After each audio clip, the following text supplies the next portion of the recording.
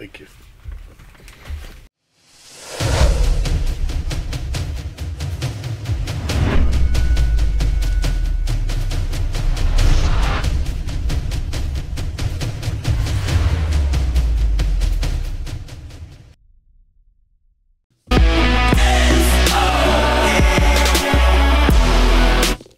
Did you have that on your podcast? What, an intro like that? Yeah. No, my shit was... It was me and Dana in his living room. Your podcast was pretty good. I listened to every fucking one of them. I heard that a lot. Maybe you should do it again. I've got a couple more things that me and Dana probably should be talking about, so... I think you do. If you don't know, if you don't recognize this voice, this is Pierre Kamel. Is that right? Kamel. Kamel? Not camel, but... It's not Camel. Camel with a K. This Pierre, if you don't know. If you don't know, then I can't help you. Let's go ahead and fix So yourself. Pierre ran out for the day. Self-Reliance Festival's this weekend. Things are very hectic here. It seems like they're more hectic earlier than normal. Way early. I thought I was going to get away with having some me and you time.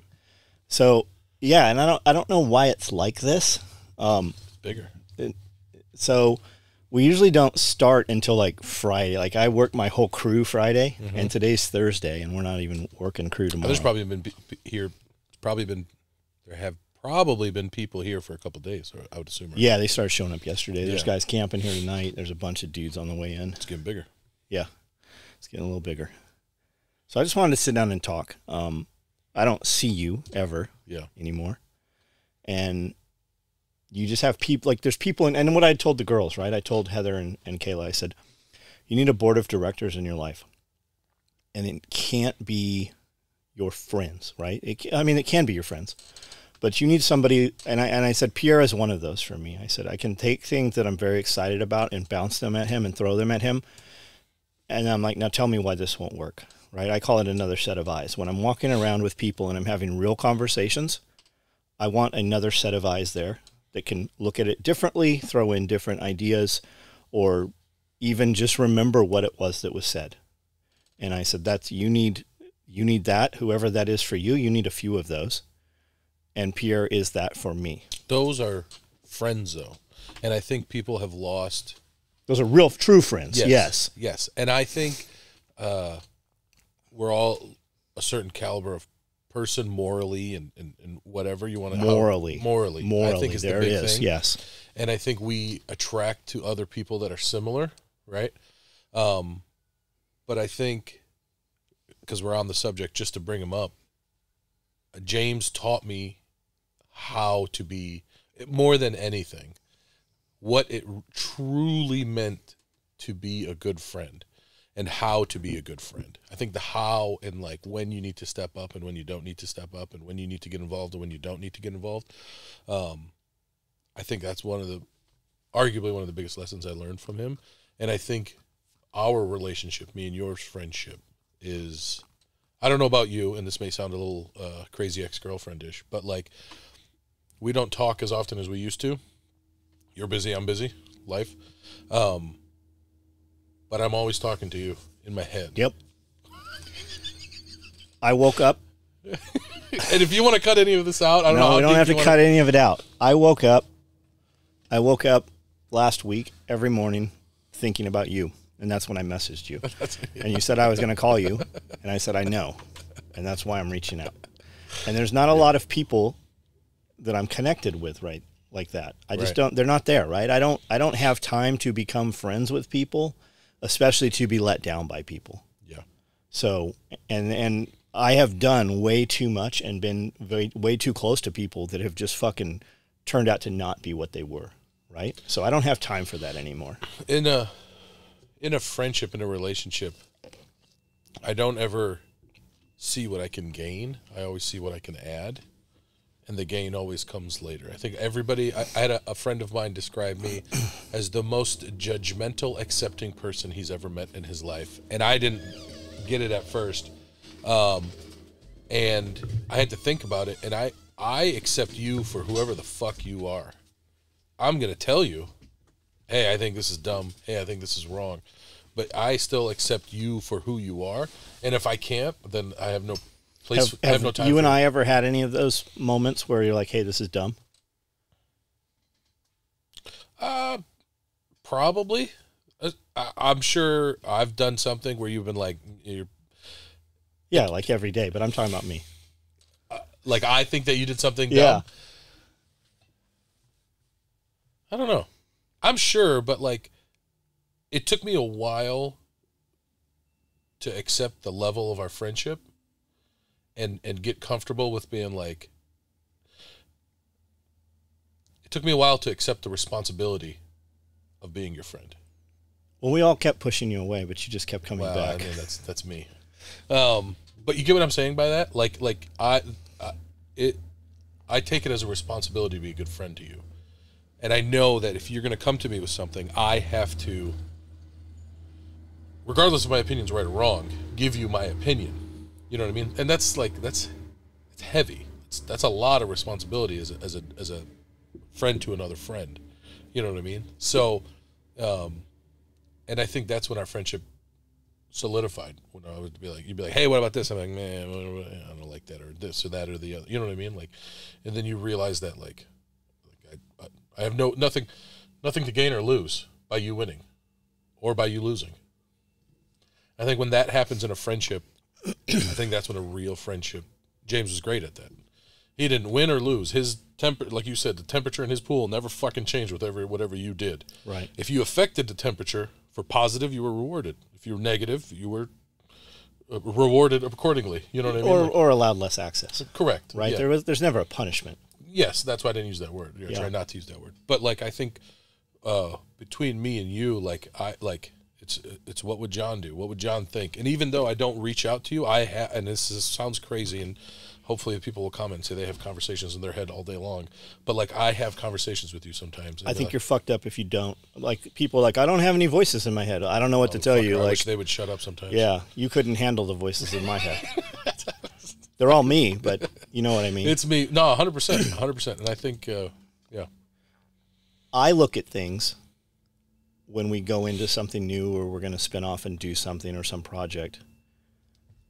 I want my friends to think this is amazing, right? I want them to be proud of it, not proud of me. I want them to be proud of the thing that we're building, whatever that is. Mm-hmm. And there's just not a lot of people that you said to me once, be wary of who you share your accomplishments with, because they don't always have like they ain't happy for it. They ain't happy for you, like truly happy for you. And that's the first thing. Like, I tested this for months and years and long time, and I would look somebody in their fucking eyes. Hey, I just got a raise. What are they gonna say? Hey, I just bought this car. Hey, I just bought this watch. Yeah. You know what I mean? Like the day I bought my watch, I went and I found my friends, and they were all, a friend of a friend's mom had just bought a fucking McLaren, so they were all like looking at it. Jeffree Star's old McLaren, that pink one he had, so my buddy's mom bought it. So we all show up, and my one friend that was there was like, I was like, hey, he looked down at my wrist and he saw it, and he's like, let me see it. And he's got one, and it's 3 times the value of mine. He was like, man, this is fucking nice. He's like, here, I got mine on. Let's go. You know what I mean? Let's go to dinner. You know what I mean? Like, there was somebody that was genuinely happy, because he doesn't matter. He's got it 10 times better than me, you, and everybody else combined. You know what I mean? He don't care. So, and then you can see other people react differently. Oh, congratulations. Oh, that's just that one? Yeah, those are acquaintances. Yeah. They call themselves friends. Everybody uses that term, right? Because this thing has allowed you to have access to friends. Everybody has access, right? So they get that instant gratification.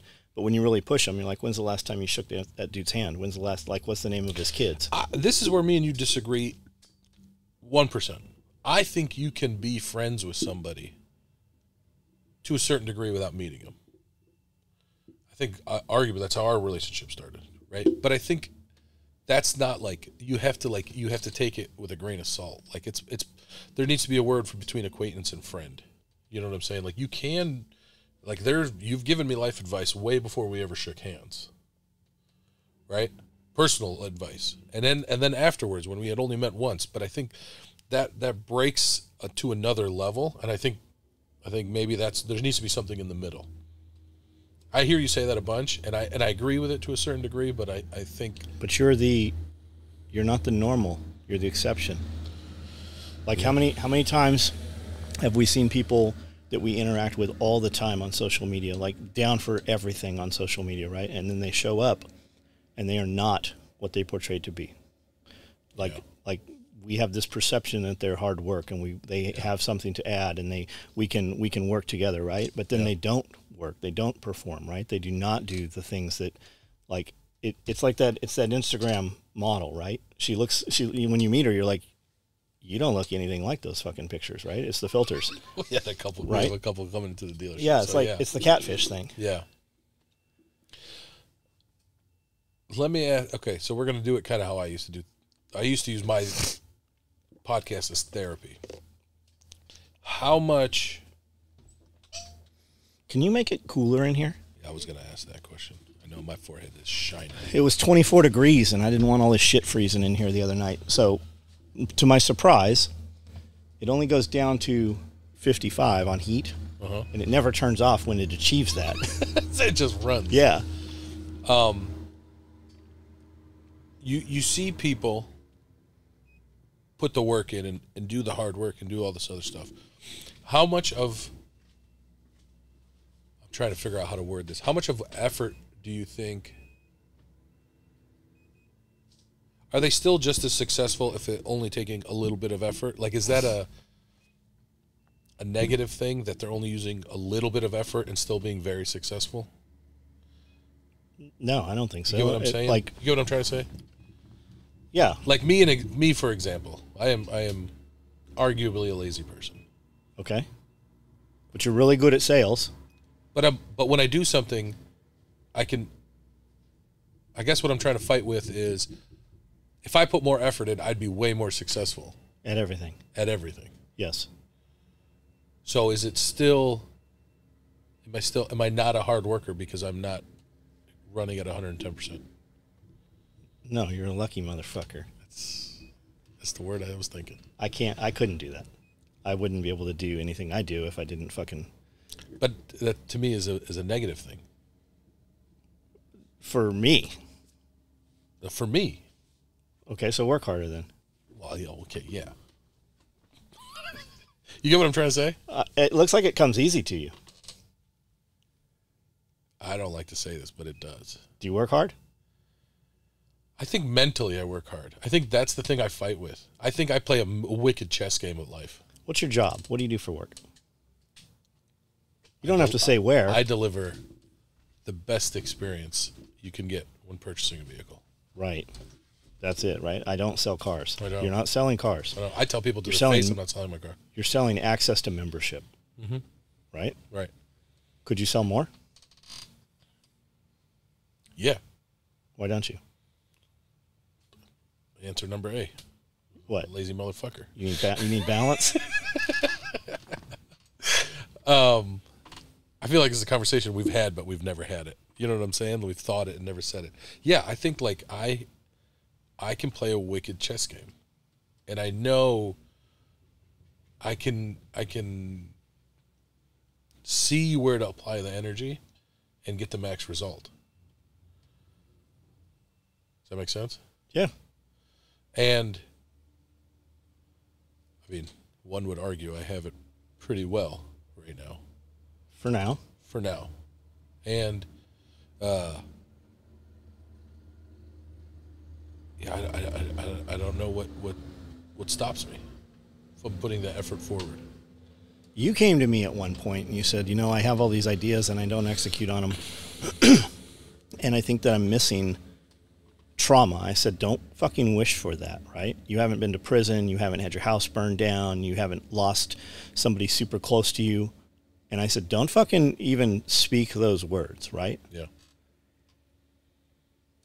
Because I don't know why you said that. I'll tell you why. And it was happening at 4:00 in the morning. Yeah. When we were meeting, you were coming in every morning at 4, so we could be at the gym at 4:30. Yeah.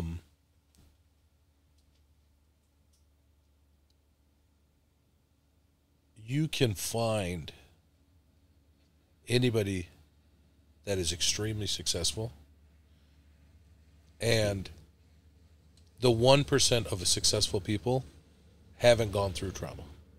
They are the oddball. Yeah. The 99 have had their face rubbed in the mud. Yeah. And the mud's not like, I mean, mud, shit. Yeah, let's hope that you don't have to do that. I agree. 100%. I just like, we have a close friend of ours, just hit 40. That motherfucker is in the, I can show you the text thread in my phone of like 40 just hit, and he just like, I'm going to die. And has been to the gym, the least consistent person we know. His only consistency is his inconsistency. There's some other new things there also. Yeah, but all that, like, nothing's changed. Like something has changed. He's a business owner now. For now. Till he's not. But he is. Yeah. I love how we're talking about the same person. There's a new person there with him. Sure. Right? So, but my point is, his response is, I'm now 40.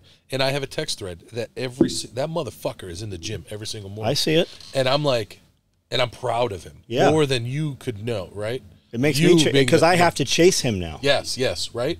But to like, I wake up at 7:30 or 6:30 or whenever I'm up, and I roll over and I see the text, and like, it doesn't make me go, and this is where when I was talking about the trauma, that's maybe what I'm missing, is like that click of like, I look at him and in my heart, I'm like, good for you, Jacob.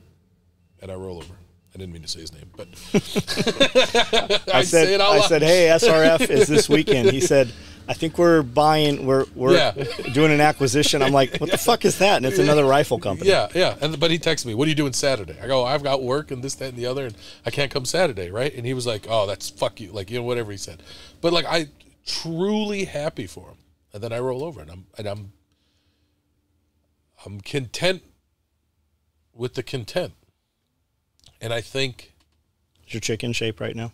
She's back on the horse. She's losing weight. She's counting every fucking calorie she puts in her mouth. She's taking all her fucking meds. She's doing everything. Why is she changing herself? I don't know. She got to a point where her back really fucking, you know what I mean? Like something, right? Her back gave out, and she was like, I can't do this. So she knows she's got to lose the weight. She knows she's got to gain the strength back in her core. So why don't you go do it with her?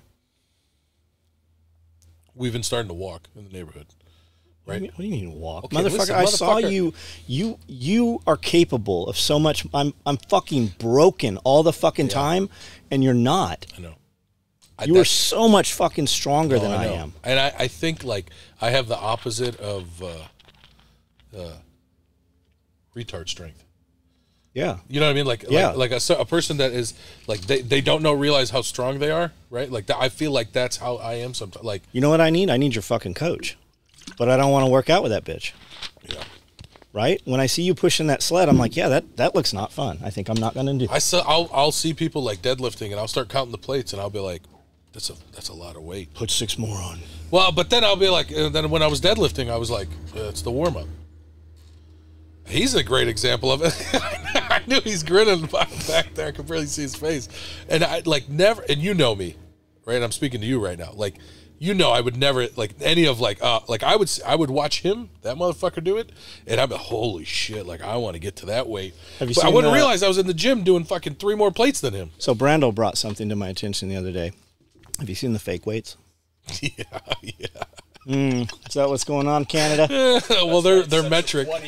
They're metric. He had all my. I'm like, where are all my weights at? I went out in the gym yesterday morning. I'm like, where the fuck are all my plates at? They were all over on the squat rack. Yeah, right.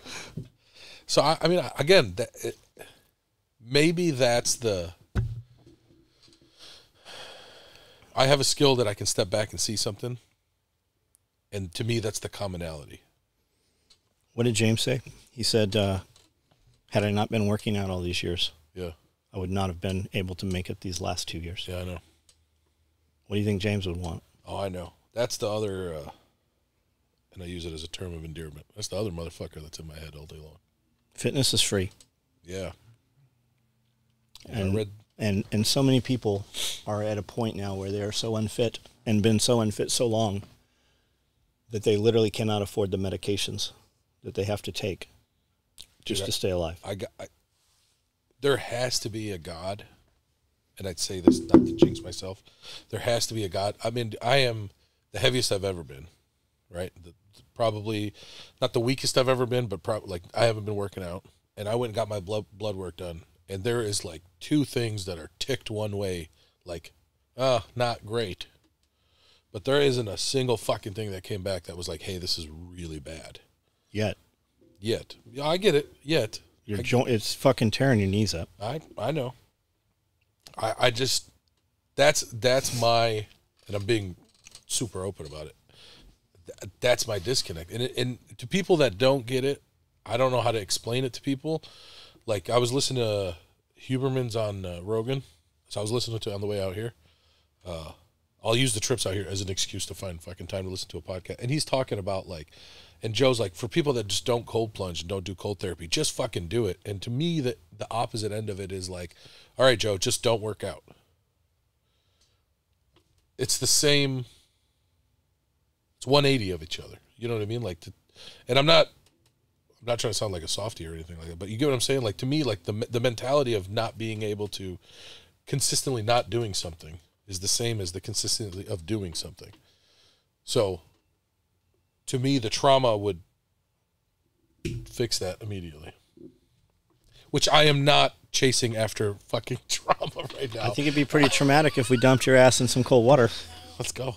Fucking. I saw, you know what I saw for sale the other day? I saw one of those baseball throw things where it dunks you in water. Yeah. Yeah, I saw one of those. I'll be the first person to jump in a fucking ice bath, man. I love it. I don't know if you do the cold shower. Yeah, but I can cheat. Do you ever see me do the cold shower? I do. You're not one to say something and not do it. The ice bath to me is like, I have sold cars on days that I've done the ice bath. Like, it's the mental toughness. That's what Rob talks about. He's like, when you get in there and you can go for, a few minutes, if you can do that, everything else is going to be easy today. Yeah. And Huberman says what, at 2 minutes, a minute? 11 minutes a week. Yeah. 2 to 3 starts minutes releasing a day. Brown fat. So, yeah. And then that's what's cool about this. I don't know if you just heard this one, but he was like, yeah, it's not going to shave 100 pounds off of you. We're talking 0.1% change one way or the other, but the 0.1 plus the 0.1 plus the 0.1, you know what I mean? Like, you're making differences. He goes, but it's more the mental than it does brown fat and activate it. And they've now found if you put your hand in cold water, it'll still activate the cold, like all that fun bullshit. But it's all the mental stuff. I am the mentally strongest, weakest person you'll ever meet. There's some shit that just makes sense, and I do it, like the hard conversation with the customer. Hey, man, sorry, it sucks, but I have no flinch talking to myself to go to the fucking gym in the morning. I quit my fucking job to come work for you just to go to the goddamn gym. So tell your woman. Amanda's like, are you getting up at 4 o'clock? I'm like, is that really a question? Right? Yes, I'm getting up at 4 o'clock. She will just wake up automatically to know, hey, are you getting up, right? Yeah.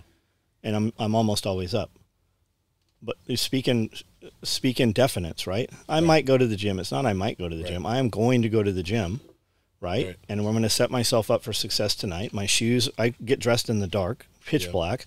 My shoes, my socks, my shirt, my pants, all my shit's there. I try to get dressed without Amanda hearing it. Amanda gets up at fucking 5 now, every fucking morning. Yeah. Even mornings I don't get up sometimes. Amanda's up at 5. Right. But set an alarm. Set an alarm on the other side of the room.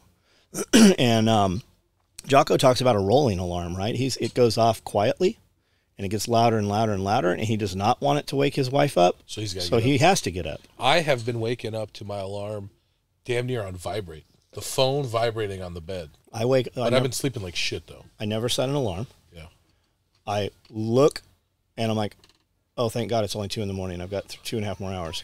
But usually I look, and it's 4:20. It's 4:15, right? If I look at that fucking clock and it's 3:30, I might as well get up, because if I fall back asleep, I'm going to blow right past 4:30. Right. But there's plenty of shit you can take to help you with sleep, right?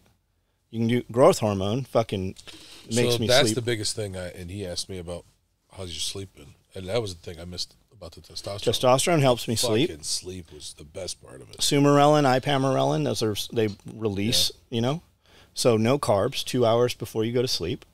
Sumarelin, there's another peptide that extends that to about a 4-hour release, right? But I sleep fucking dead. So we're having this conversation because I have gotten recently back on the testosterone. I've gotten on some other stuff to try and help with some other stuff. And I think it's just like, we sometimes have the same conversation over and over, me and you. I would hope that sometimes you have to have the same conversation with me for the same reasons I have to have the same conversation with you. I don't know what that means. Tell me what that means. Like, how many conversations have we had that you knew what my answer was going to be and I knew what your answer was going to be? All the time. We can finish each other's sentences all the time. But we still have the conversation because I think we both sometimes still need to hear it. I think a lot of times we have the conversation also subconsciously for the people that are listening. Not here, but who's ever in the room, right? Around us. Because if there's a motherfucker around you and me, yeah, those are important people. Yeah. Like there's not a lot of access where you and me and a few other people are going to have a conversation where there's any ears listening. And talk freely. Yeah. The comment that made me laugh today was at lunch. And you were talking about people putting stuff in the fridge. And I said, do I look like I eat what you eat? Right. And I don't know if you heard it. Do we look like we eat the same thing? Yeah. I don't know if you heard me say that. But then you ended up repeating it to Amanda, like, no, we don't eat the same thing. And it sounded cocky. We had a freeze. We have commercial fridge here, and it went out. So everything in the fridge, I was lazy, and I left it there. So most of it swelled up, and it was just like fermented food and stuff. But a lot of people come here different times for events and things, and then stuff just gets left in the refrigerator. And what it is I don't want to travel with all this bullshit I brought here home. So I'm leaving it for you, but I don't know what most of it is. They always tell me. I know for a day or two, but a year later, I don't have a fucking clue what this science project is. So I just emptied out 100. I'll bet there's 100 mason jars. Yeah, and you got the mason jars. I think a lot of it, and I think the moonshine was probably fine, but I don't know what the fuck is in there. So I dumped all that shit, and that's what he's talking about. It's a lot of people leaving like. I'm sure it's farm-raised, really expensive beef and chicken, but who fucking knows what it is? You don't have to answer this. Why do you think we have such a close friendship? You ever thought about that? So when I met you, I'm like, I don't like this motherfucker. Nobody does.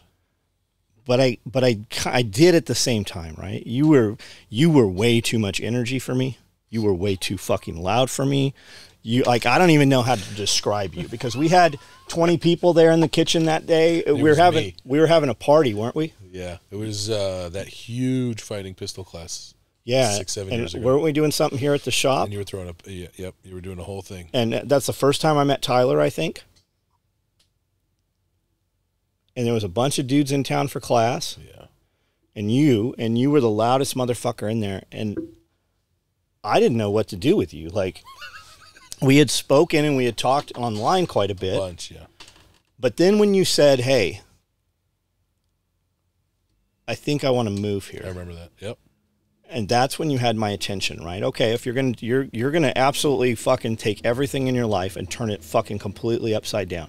And that's a big thing when dudes are like, I want to move to Camden, especially with a woman. Because the woman is what almost always fucking fails, right? They'll come here and they love it here. But the woman goes sideways almost always. So that's a huge fucking commitment, right? I didn't realize how big of a commitment it was even after I had made it. That's how confident I was and this was the right move. And you knew me a very little online before you met me. But anybody that knew me, there was one other person, I think, in this world that knew I was leaving. And it was my closest friend up in Michigan. And he was like, he told the group in front of me, and he goes, y'all are laughing? Get your time in because you're not going to see this motherfucker anymore. And I looked at him and I was like, I'd be back all the time. Like, it was the most opposite Pierre move ever for me to just pack my shit and move down here. But the other end of it is, and we can, I just want to address what you've talked about so far, and then you can keep going. It was like the woman part. Me and Jess are different than most couples in the sense of like, there's a very clear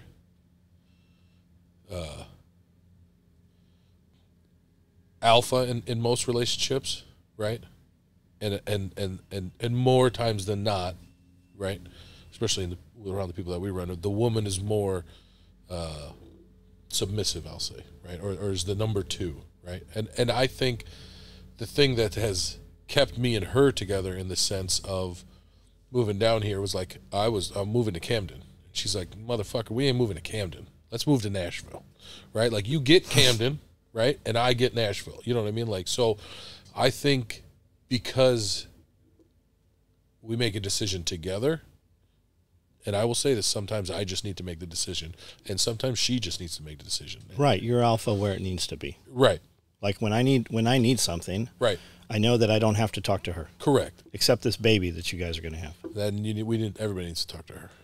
That's not her. No, I know. But I think we wouldn't have survived if we would have moved to Camden. B, I wouldn't be where I'm at right now if we would have moved to Camden. Not saying don't move to Camden. Do you remember when I sent you the podcast Andy had on the #1 Mercedes-Benz dealership it was a tech in the world? Yeah. He was a tech beforehand. Right. And that was the lie that I manifested. I told everybody in the general manager, the sales manager, people that have nothing to do with the car business said that's going to be your biggest selling point. And I was like, yeah. I just believed it and ran with it, not believing it, right? Like, I was like, all right, I'm going to fuck it. Let's see what happens. And it has been I have a great ability to build rapport immediately. I am a personable person. I'm an honest person, you know what I mean? Which is a rarity in the car business. You know what I mean? Like, there's never a single person that has left my deal not happy with what they bought and thought that I fucked them over. You know what I mean? But that's easily been one of the biggest things. Yeah. Going with the friendship thing. So. You were a year late doing that. Timing was what it was. I get it. Yeah. I agree. But if I'd have moved, the exit from being a tech to trying to move to a sales started off at Mercedes. And I was told, you're going to start training tomorrow, and they didn't. And I had been in my head, and you had been in my ear about coming to work for you. And do you remember when you went to get the parts for my Porsche? Yeah. And you talked to them about going over there. Yep. Remember? I set that seed. Yeah. There. Yep. The service manager I had built a relationship with of like, I'm just gonna like feed this and see what comes from it. And they told me at Mercedes that you were going to start training to become a service advisor. And to me, that was a sales position, customer facing up front. And then 2-3 service advisors quit. And I walked into him and I was like, all right, throw me in the deep end. Let's fucking do it. And he looked at me in my eyes and he was like, you're never becoming a service advisor. And I quit in my head on that spot. But the next day I came in and I think that's when I don't remember this part, but I remember talking to you like, I'm going to start. And you were just like, show up, motherfucker. Quit talking about it. And I quit the next day. Came to work for you. And then when I left here, I was at home for a while. That crushed me when you left. It fucked me up.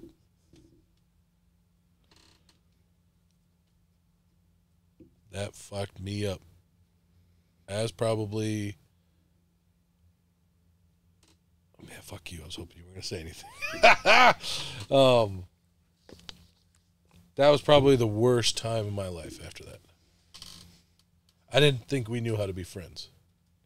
I think beforehand we didn't know how to be each other's friend. And I could have got a job afterwards. I didn't. I sat on the couch for like 6 months. We fucking Jess worked to the fucking bone to make sure we kept the house. To the point of my first paycheck from Porsche came 24 hours before being late for the first time on the mortgage. Like, we were just to zero. And I kept playing it off as I'm waiting for the right fucking job. Fuck the right job. I'd wake up 5 minutes before a fucking interview with Tesla. And if anybody's ever interviewed with Tesla, that's the hardest fucking interview you'll ever have in your life. They called me about shit that you wouldn't fucking believe about. I'd wake up 5 minutes before the fucking video interview, crust in my... Like, I didn't want that fucking job. So yeah, it fucked you up. It fucked me up. But I think that probably coming back around, that was Jess's only hang up of me coming to work for you. What about the friendship? No. It's John fucking Willis and it's me. Fuck you. We know how to handle. We didn't. You can admit that, and I can admit that. We just didn't know how to handle it. I think we both came out better from it. Yeah, fuck yeah. I think our friendship, if anything, solidified it. It was that. Yep. And I was able to take away a lot because of the new job and working for the new management and knowing how to talk to management, how to talk to people, how to, you know what I mean? Like I learned a lot about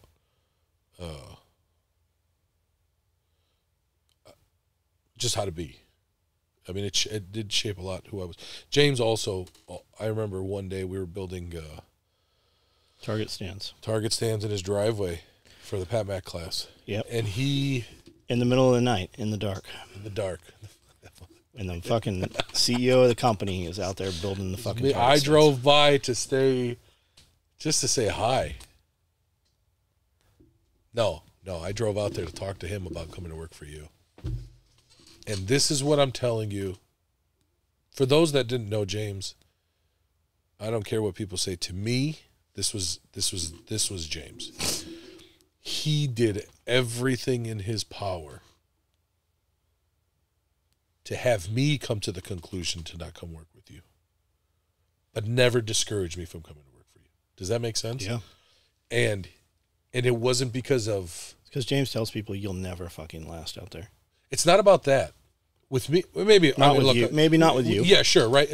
But that's the default. Hey, I'm going to go work for Willis. You're not going to last. You won't last 2 days. Right. And I think with me, he cared about you, and he cared about me, and he cared about our friendship. And I think that's what, like, that's where that was like. I remember that day. Like, we were just in the fucking his driveway, sawing fucking wood, trying to put these. He's like, "All right, go," and I was like, "Fuck you, man! I got nothing better to do, right? Like, I'm here." There was a class going on or something, and it was Pat Mac. Yeah, I came in early for Pat Mac. And he was like, all right, well, like, great, this is your idea, this is the counter, this and this and this and this. And he never once, I mean, he's dead now, so I don't have to lie, right? Like, he never once said, you shouldn't go work for John. He said, this is what it is. This is what you have to be. You know what I mean? And afterwards... I think when I quit, that day I quit, I think I told him, I was like, hey, I quit and this, that, and the other. And he was like, all right, if you need something, just, you know what I mean? He's like, that doesn't change anything, is what he said. Yeah. You know what I mean? I was like, okay, you know what I mean? And I was 6 months, good 6 months of funk. And then your Porsche, planting the seed, talking to the manager. I was online one day and they had a job opportunity opening for a mechanic, and I walked in there and I was like, hey, I want the job. And it was like, okay, you got it. It was literally how the conversation went. He's like, we have to do the corporate bullshit. And then we sat and talked with the general manager, sales manager, and service manager. And I was like, hey, you had a tech fall off a cliff. Literally fell off a cliff. What? He was biking in Canada. He's this big, he's still alive. Fucked up his legs, or one of his legs, but he still bikes. I mean, he's fine, a couple pins. But he had biked off a cliff, and it was fine, like in a bodysuit cast type shit in Canada. Like, he was all fucked up. And I was like, you guys need somebody to turn hours, and I need a paycheck. Like, I need to start immediately. And then we tried to negotiate a little bit, but I was like, hey, I'm not here to wrench long term. Don't send me to this training. Don't send me to that training. I'm not going to do this. They were sending you some cool shit, though. They were. And they were going to send me to cooler shit. And I was like, no. I'm like, you're wasting your money, because I'm not going to be doing this. Isn't there like a $20,000 ramp or some shit to get the car onto the lift? There's wood blocks that cost $15,000. I just want the blocks. Yeah, I just want to put them on here. If you buy the car, I'll steal the blocks for you. The car's $2 million. But yeah, so, and then one opportunity didn't work, another opportunity didn't. So that's where I think, like, these last 3-4 years, I think you and James have like changed me the most. And like, you hear James talk about where he ever used to work, and he was like, I had my line and I never fucking faltered, and if it cost me my job, fuck you. So I've always like kind of been like that, but been able to express it of like, I'll never have a job hold something over my head. You're never going to tell me like, you want this paycheck, you need to come do this. Well, you take that paycheck and shove it. And I think confidence has come from like, I can still be a mechanic. I've kind of set myself up to like, Jess can work a little bit extra. I can get a job at Jiffy Lube making $40,000 a year. Don't really have to sell the fucking house. You know what I mean? I probably get rid of the car because it's an expense. You know what I mean? Shit like that. A car, one of the three, right? Like, but like, I've hedged my life in a half decent way. Yeah. And I think that's come from. I think that's come from learning from your life and how you moved and how you do stuff and how, like, I think my biggest hang up still for me is like not being able to, the decision comes quick. I see the decision. I see the outcome. It's making the decision. I think that's my next thing that I really have to, I mean, I had this conversation with my general manager. Execution. 2 days ago. He's like, Pierre, you come ask me stuff that you know the fucking answer to. And I'm like, I'm just afraid of, ready for it? I'm afraid of the trauma happening. I'm afraid of the mistake. And he goes, I think that's what's holding you up. He goes, he's like, what am I going to do? Chew you out? I'm sure as fuck not going to fire you. You know what I mean? Like, he's like, just make the fucking, I think that's always kind of been that's kind of in my DNA, is to be hesitant about making the decision. Unless there's stress. Like, if there's stress, if shit's going on, somebody's sick or what, you know what I mean? Like, there's I can slow down and start fucking running with shit. If life's good. How'd you go from wrenches to sales?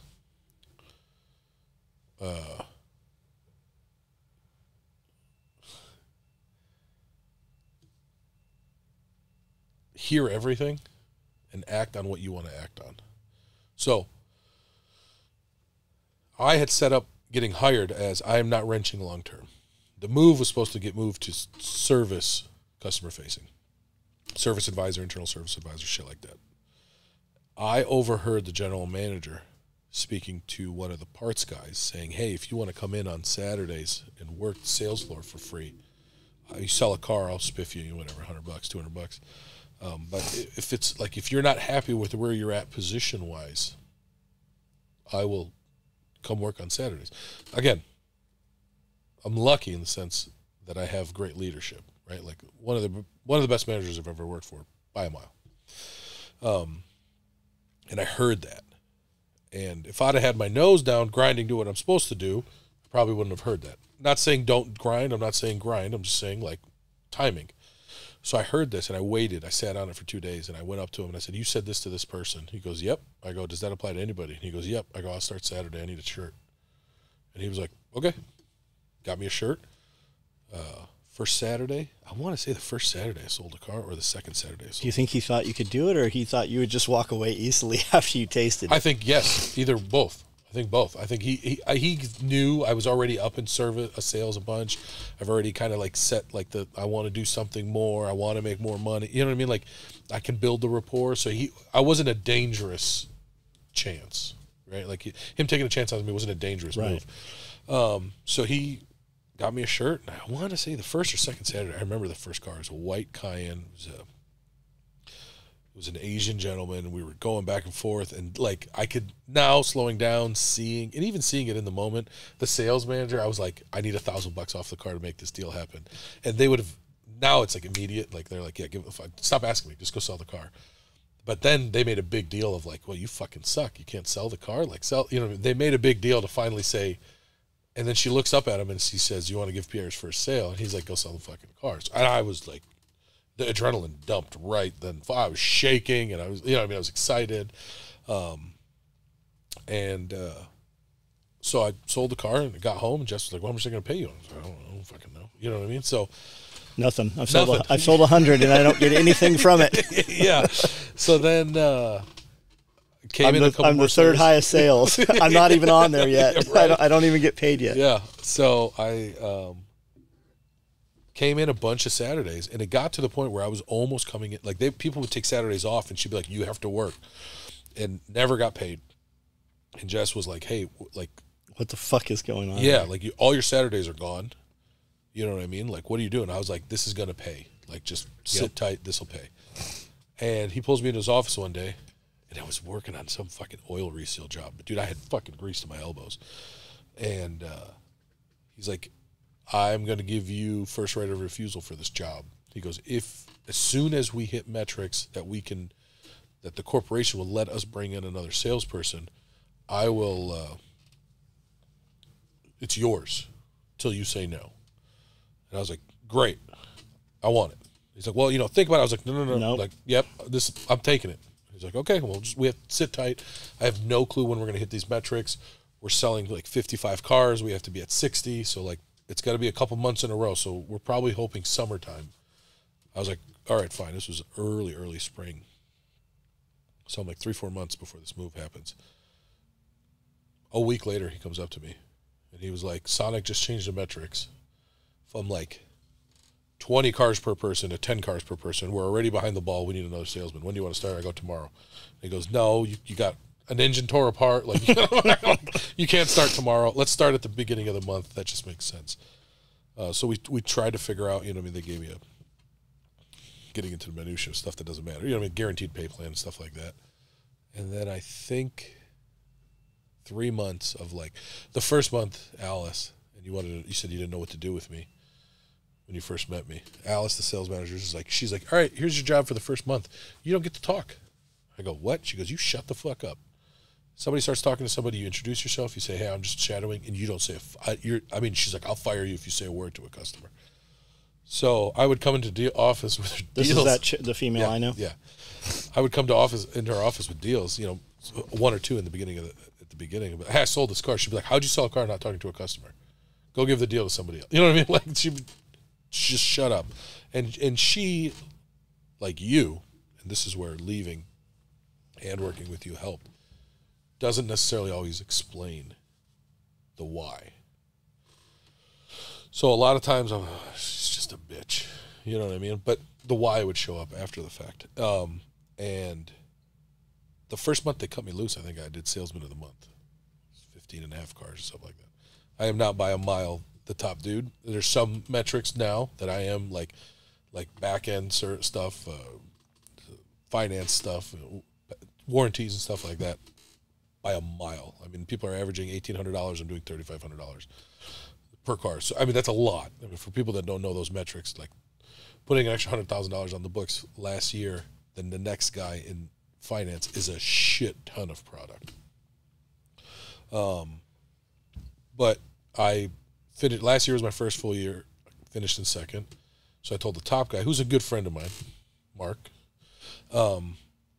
I was like, hey, let's do a competition at the end of every quarter. Whoever does the most for the quarter, some metric, you got to do what the other person wants to do. So if he wants to go to dinner to some place, the loser's got to pay, shopping for plants, some bullshit, whatever. And this has been a rough start of the year. I'm still in second-ish, but like it's been a rough start. And the general manager goes, purposefully with other people around, goes, looks like you're losing. Well, yeah, he's like, he picked a battle with the wrong person. You should have picked it with this person who's at the bottom of the board. I said, there's nobody else on that board worth competing with. Who else would you rather compete with? And he was like, kind of giving me the eye of like, oh, shut the fuck up. You know what I mean? Like, I know, you know what I mean? Like, he was just making the point. But like, I'd rather fight the top dude and lose. Right. And come in second. Well, you're still going to be better from it. I'm still going to be better from it. And I think there's a lot that I've learned specifically from Mark, but long-winded answer to your question. What are you thinking? How many more hours are we going to do this? I told you I'm on your time. What else you want to ask that you haven't asked? Shit, I don't even know, man. This is sick, by the way. That's all we do. I know. But sickness is there's levels of sickness. So at your birthday, that was the first thing I set out, and it was on the wire racking. And then I went 100 times to the truck and put the cameras and the drones and all the shit in there. And I had that motherfucker. Like, I call myself having it in the truck. And then when we were pulling up to the restaurant, I'm like, can't find this fucking thing. Amanda's looking through the truck for it. I cannot find this.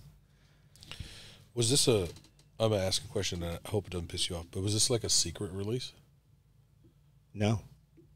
I didn't sell any. I don't ever sell those numbers. Okay. 'Cause I never saw them.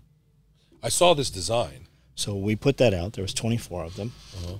And they started at $2,000. And they went up to $4,300, whatever that is. But I always retain, well, there's actually 25. I retain 0, 1, 2, and 3. Yeah. And that's... Yeah. One of those. This means as much to me as it means for you to give it to me. Does that make sense? I believe that. Yeah. No, I know you do, and that's why I can say it to you. Like, you giving me this means as much to me as I think it means for you to actually give it to me. Yeah.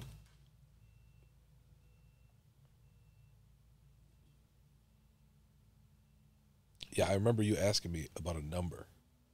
You showed me the knife you showed me yours at dinner. And I think I remember you asking me something about a number.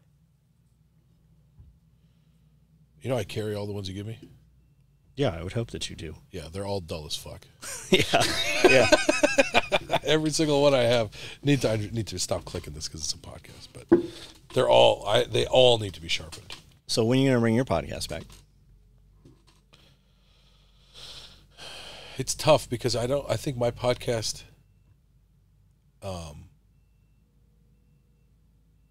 I used it to talk about stuff that I needed to talk about. And I haven't seen Dana in a while or sat down and talked with Dana. I mean, it's easy when you're in the same neighborhood. You know what I mean? Like, I haven't seen you in a while. And I know you don't, like, I would assume your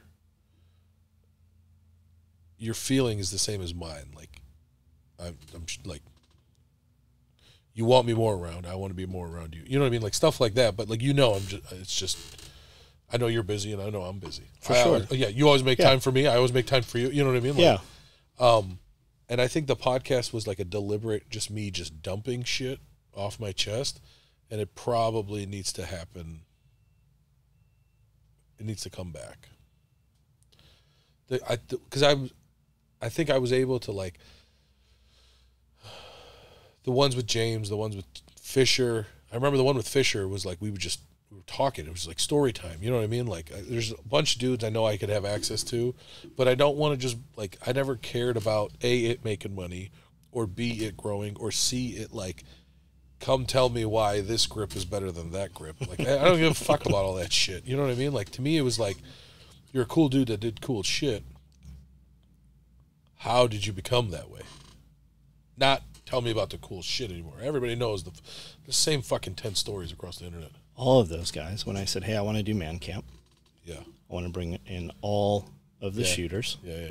And don't do any fucking gun stuff. They were all excited. Every one of them was like, anytime, anywhere. You just tell me what I'm teaching.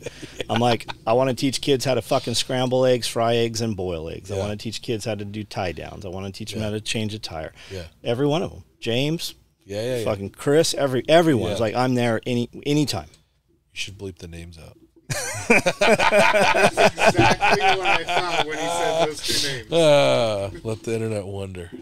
Yeah, fuck them. What's next with you? Other than the same shit. I don't know, man. I'm like not excited about anything. It takes a lot to excite you, though. I don't have anything I'm chasing. I don't have anything I want. I kind of was hoping society would collapse. Yeah, but do you? Oh, yeah, I do. I know you do. Yeah, Jacob does too. Like when Jacob wants things to collapse. collapse. Yeah, but Jacob's actively trying to make it collapse. Sometimes you wonder.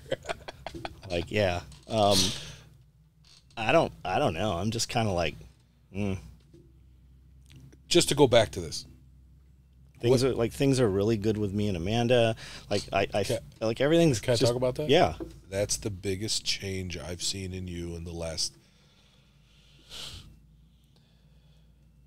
6 months to a year-ish, probably. There's a point, I'm not going to talk about it here, we'll talk about it after, that I saw it.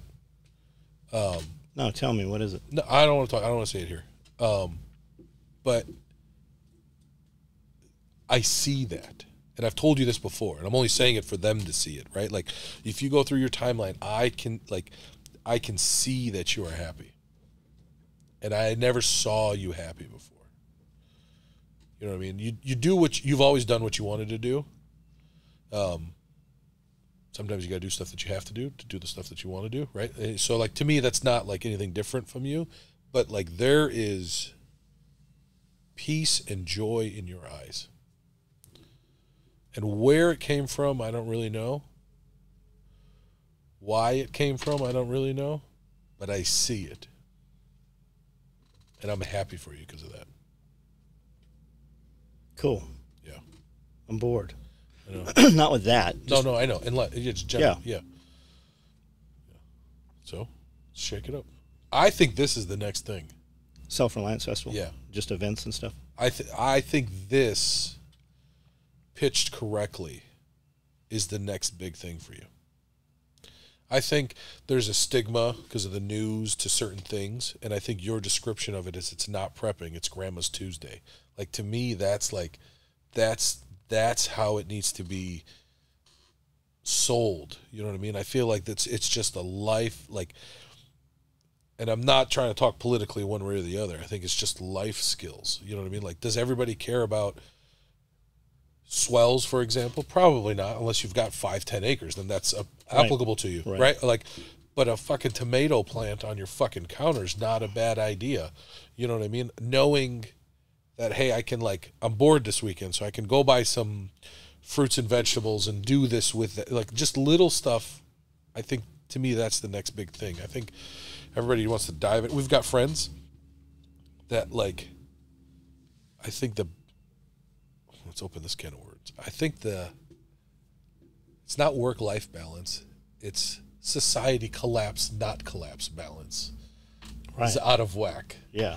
Like, the whole bank thing, and I don't know fuck all about banks, but like this SVB bank or whatever. And I saw all these posts of, like, all right, go pull cash out. Motherfuckers, you're causing the next run. Yeah.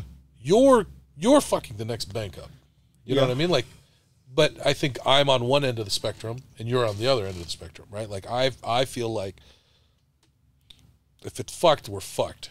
So most of the people that I hear saying pull cash out, right? Yeah. Or I do a live every night, and people that want to have the conversation of should we pull our cash out? How much cash do you have that you're pulling out? Most if you've got over $250,000, then maybe to diversify. But you shouldn't have had it in cash don't anyways. have 10 grand in the bank. That most people don't have $1,000 in the bank. That's okay. So then, like, don't pull that money out. You're fucked either way. Well, because, like, what's your money in the bank for? Well, because it's going to auto debit out in 2 weeks, right? They have to have it in there. It's to pay bills. Now, I think you take enjoyment preparing. Sure. Right? Like, that's, like, not your hobby, but it's a like, you don't mind putting shit in Mylar bags and sealing the bags. Well, it's a hobby that's become a business. We figured out how to monetize it. Correct. So, like, but some people's business I'm just happy that I can afford the buckets to put it in, because I didn't used to be able to afford the buckets. Right. I think some people, and I say this from a place of wanting people to be happier. Of, like, if you're happy, you do you. Gary Vee talks about that. Like, at the end of the day, if you're happy, I don't give a fuck what you do. As long as you're not inflicting harm on somebody, right? Right. Do whatever the fuck you want to do. But on the other end of it, like, quit living in orange and red, for Christ's sake. Like, back off a little bit. Like, fuck it. Like, to me, that's been don't buy a fucking house. I hate the house. The fact that we bought a house, all this shit, right? But, like, I come home. And the condo felt like an apartment. So to me, it was disconnected. But I come home and we cook dinner and we sit and we eat dinner together. And I get this overwhelming feel of joy. Just like, because she sat next to me and we ate dinner. So to me, every fucking penny is worth it.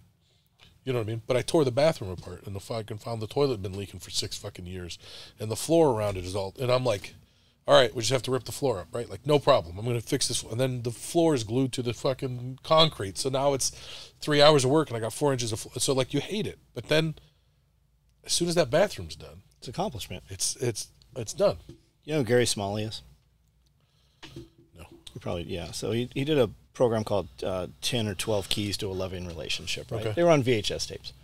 But he talks about, he goes, the families that are closest are the ones that went through turmoil together, right? He said, you have to go through hard shit to have any kind of strength in the glue that holds the family together, right? And he talks about camping, right? When you go camping, it's terrible. The camper gets a flat tire. The truck breaks down. The tent fucking blows away. There's rain. The fire can't start. We forgot the fucking can opener. Right. It's all that shit, but you still talk about it years later. That's what holds the family together, and that's your house, man. That's that turmoil. There's been other things in me and Jess's life that have cemented it. I don't think, I say this with the utmost confidence of, like, I used to say that woman makes me better. I don't know necessarily that's the right sentence. That woman allows me to be better. Doesn't give me permission. All you fucking alphas out there thinking, like, all right, you let this. No, that's not what I said. She lets me be better. I was going to make a move from my job to another job, and we talked fucking for hours on end. I mean, like, to the point where, like, she's like, I got to go shower. So we'd go into the shower and finish the conversation there.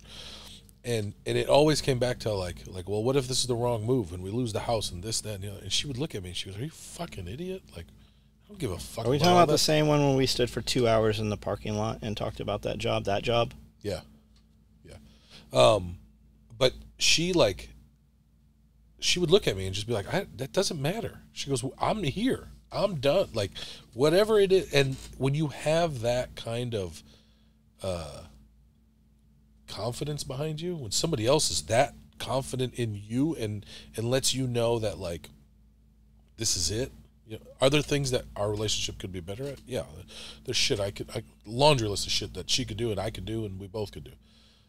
But knowing that, like, I said to her something one day, I was like, I came home, this was recent, I was like, I'm going to fucking quit. And she looked at me and she goes, I believe you. And I was like, yeah? And she goes, yeah. She's like, just make sure you have something. Like, didn't question why or what, like, yeah, throw it away, whatever. She goes, I sometimes I expect when we don't talk all day and then you call me and she's like, this motherfucker's coming home without a job today. Like, she just, and doesn't bat an eye twice at it. I think that is kind of what we were talking about earlier of, like, it's a team. Yeah. We've rambled. All right, so we should do another one of these. We didn't talk about James at all. That's going to be a tough one, but you can. Whatever you want. All right, next time.